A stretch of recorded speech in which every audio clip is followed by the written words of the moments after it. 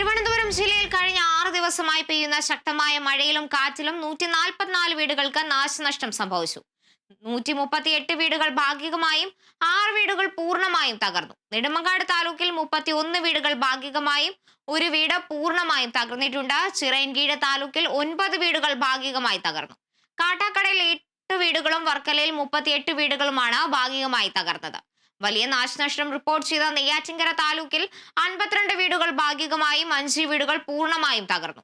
പൊതുജനങ്ങളോട് സുരക്ഷിത സ്ഥലത്തേക്ക് മാറി താമസിക്കാൻ നിർദ്ദേശിച്ചിട്ടുണ്ട് സർക്കാർ.